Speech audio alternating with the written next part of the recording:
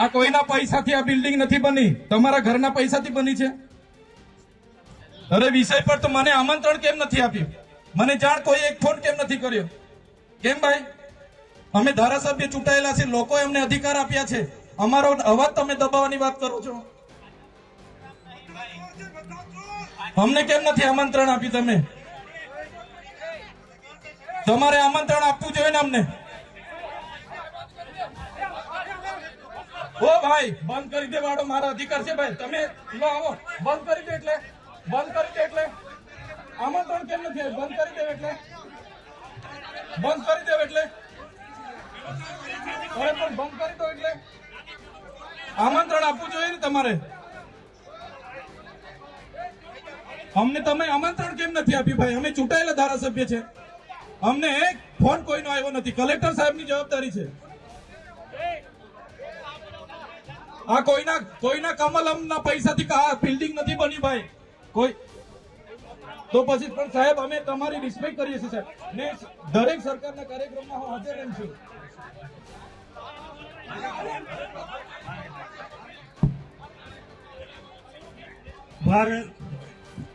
ભાઈ ચલો શાંતિથી બેસી જાઓ, બધા બેસી જાઓ. એ ભાઈ બધા બેસી જાઓ, બધા બેસી જાઓ.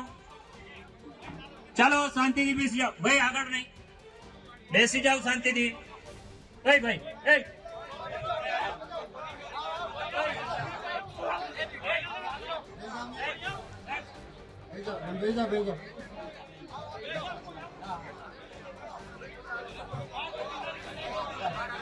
માન્ય મંત્રી સાહેબો, તમે બેઠા છો, સાંસદ સાહેબ પણ છે.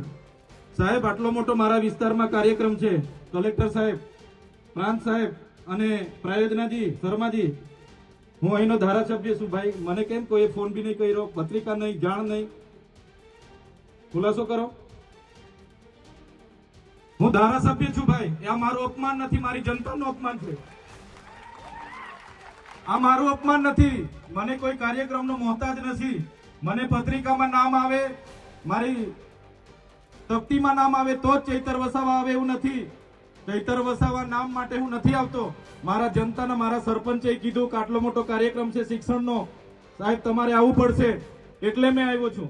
અને કલેક્ટર સાહેબ, તમારી જવાબદારી છે, તમે વહીવટ છો, તમે મને ફોન કરીને જણાવો ને કાર્યક્રમ છે. મંત્રી સાહેબ ગાંધીનગરથી આવે છે, કઈ તકલીફ છે અમારાથી તમને? પ્રાયોજનાજી, શર્માજી, તકલીફ આપતો તો કેમ ભાઈ તમે અમને જાણ નથી કરતા? કેમ આમંત્રણ નથી આપતા? તમારું વહીવટી તંત્ર હું ધંધા કરે છે ને બધું ખબર છે. હમણાં મોદી સાહેબ આવ્યા હતા, ખર્ચો થાય ભાઈ, 8-10 કરોડ રૂપિયાનો ખર્ચો થાય. તમે દેવ મોગરામાં ડેકોરેશન માટે કલેક્ટર સાહેબ 16 કરોડ રૂપિયાનો અમારા આદિજાતિ બજેટમાં ખર્ચો પાડ્યો છે. તમે ત્યાં મોદી સાહેબના મંડપના સ્ટેજ માટે 15 કરોડના ખર્ચા કર્યા છે. ટોયલેટ, મોબાઈલ ટોયલેટ માટે 2,40,000નો 2 કરોડ ને 40 લાખના તમે ખર્ચા પાડ્યા છે. નાસ્તા માટે 2 કરોડ ખર્ચા પાડ્યા છે. તમે ડોમ માટે 2 કરોડ ખર્ચા પાડ્યા, ચા માટે 2 કરોડ ખર્ચા પાડ્યા, બસ માટે 2 કરોડ ને 71 લાખ રૂપિયાનો ખર્ચો પાડ્યો. કેમ? અમે સવાલ પૂછીએ એટલે તમને નડીએ છે? તમારા મનમાં ધુમાડો હોય તો કાઢી નાખજો ભાઈ. બરાબર છે, આ જનતાના ટેક્સના પગારે આપણે બધા છે.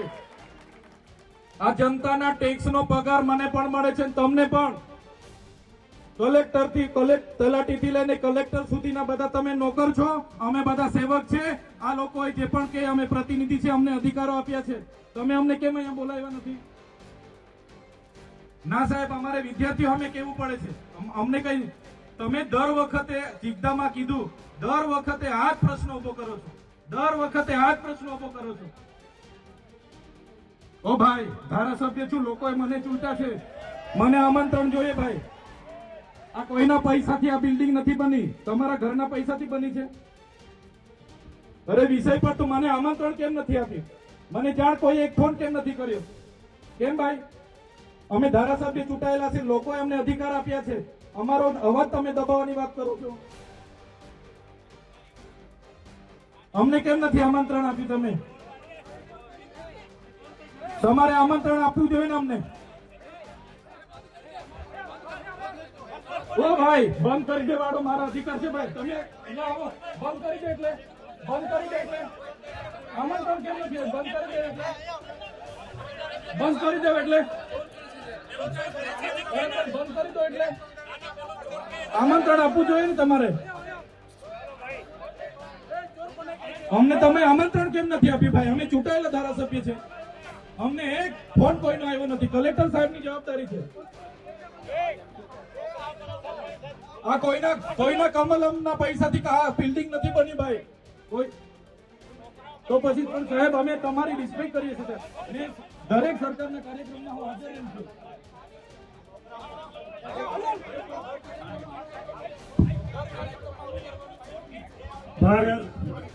ભાઈ ચલો શાંતિથી બેસી જાઓ, બધા બેસી જાઓ.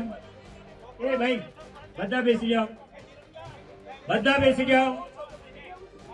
ચાલો શાંતિથી બેસી જાઓ ભાઈ, આગળ નહીં.